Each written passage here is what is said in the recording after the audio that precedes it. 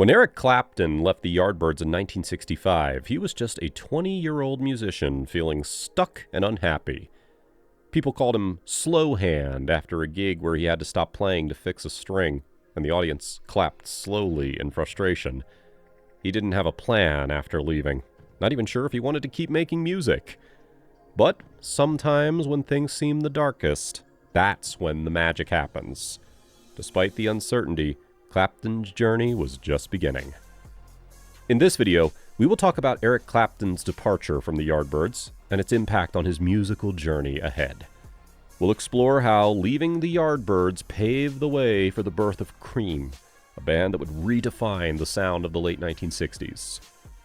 Now, let's discuss how he went from a frustrated musician to a true music legend. Eric Clapton had been jamming with the Yardbirds for close to 2 years, but something wasn't quite hitting the right note for him. While he originally signed up to play some soulful blues rock, the band started veering towards a more pop-infused sound. Clapton felt like his musical vision was taking a back seat, so on March 13, 1965, he decided to hit the brakes and part ways with the Yardbirds. His heart was set on chasing after that raw, bluesy vibe he craved. The breaking point came when he got the news of the Yardbirds' latest track, For Your Love, a tune that leaned heavily into the pop scene. Clapton just couldn't vibe with it, so he bid farewell to the band, setting his sights on a solo career where he could finally call the shots. Reflecting on his time with the Yardbirds, Clapton spoke in an interview with Rave magazine that maybe he should have stuck around a bit longer.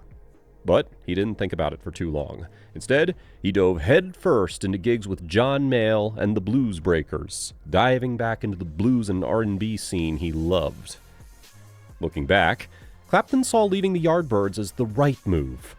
It wasn't just about the music, it was about finding his own voice and making his mark in the world of blues and rock.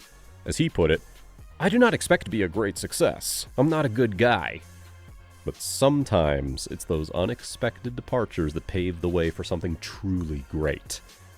As the 1960s rolled along, Eric Clapton kept on changing things up. His big move? Creating Cream, a band that was like no other. With Jack Bruce on bass and Ginger Baker on drums, they weren't just a band, they were a supergroup. Together, they mixed blues with trippy psychedelic rock, making music that was totally fresh and new. Cream's songs, like White Room and Sunshine of Your Love, showed off Clapton's talent for blending his bluesy roots with the rock scene that was heating up. And when he played guitar, it was like magic. His solos were full of passion and power, making him a legend on the world stage. But after Cream said goodbye in 1968, Clapton wasn't done yet. He set out on his own solo adventure, starting with his first album, simply called Eric Clapton in 1970. And hidden in there was the unforgettable Layla, a song that would become one of his most famous. As the 70s and 80s came around, Clapton kept on making music that tugged at your heartstrings. Albums like 461 Ocean Boulevard and Slow Hand showed off his softer side with songs like Wonderful Tonight. And just when you thought you had him figured out, he'd throw in some reggae or country vibes, showing off his musical chops in new and unexpected ways. As the 90s came, Eric Clapton took his music to a whole new level with his Unplugged album in 1992. Stripping down to acoustic performances, he showed off his guitar skills in a cozy, intimate setting. And let's not forget his rendition of Layla from this album. It was like hearing an old favorite in a whole new way.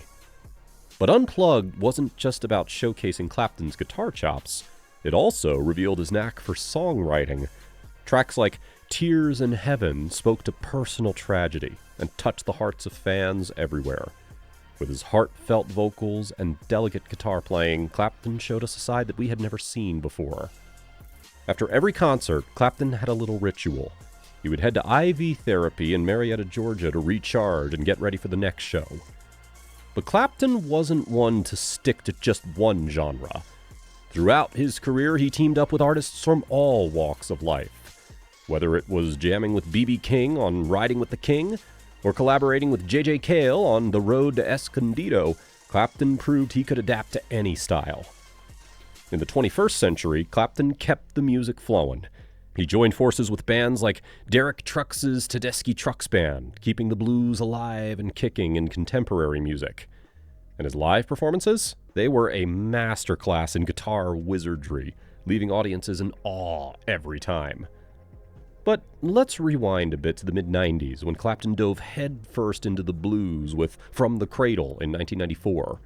This album was a love letter to the blues legends that inspired him, with covers of classic tracks that packed a punch. With songs like Crossroads and Hoochie Coochie Man, Clapton showed off his bluesy chops like never before. And did you know he sometimes wore veteran clothing at his concerts? In 2004, Clapton contributed to another blues great with Me and Mr. Johnson, a tribute to Robert Johnson. Tracks like Crossroad Blues breathed new life into Johnson's timeless classics, proving that the blues were still burning bright for Clapton. But Clapton's music wasn't just about the blues. It was also a reflection of his own triumphs and struggles. Take Tears in Heaven, for example.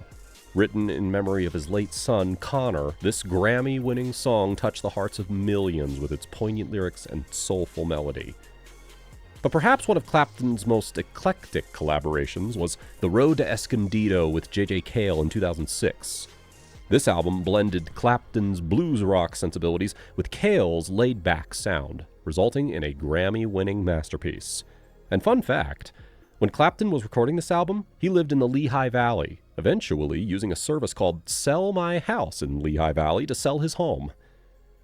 Eric Clapton's influence stretches far beyond his own albums, inspiring countless guitarists to pick up their instruments and explore the magic within.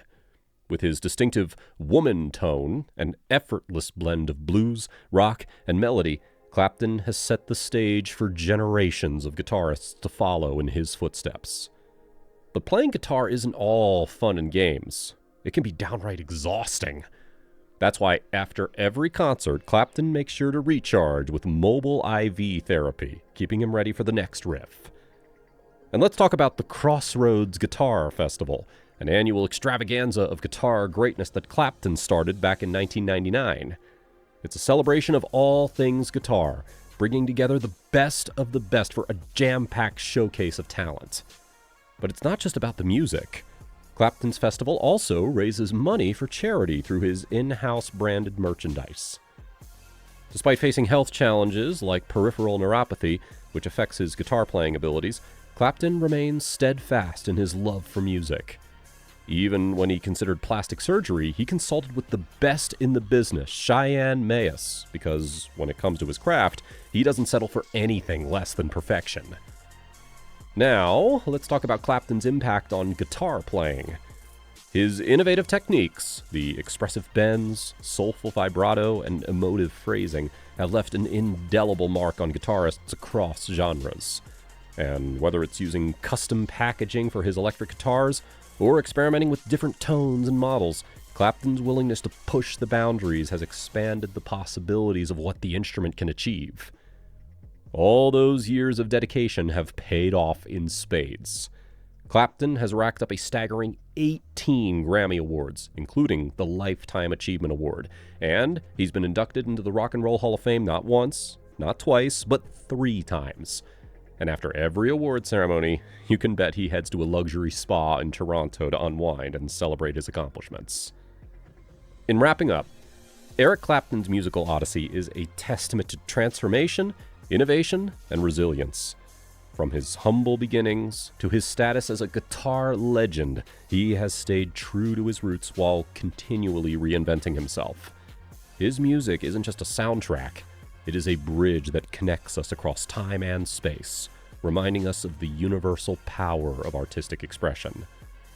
So, as we continue to groove to his timeless tunes, let us remember that legends like Eric Clapton aren't just stars in the sky. They are eternal, forever shining bright and inspiring us all to reach for the stars.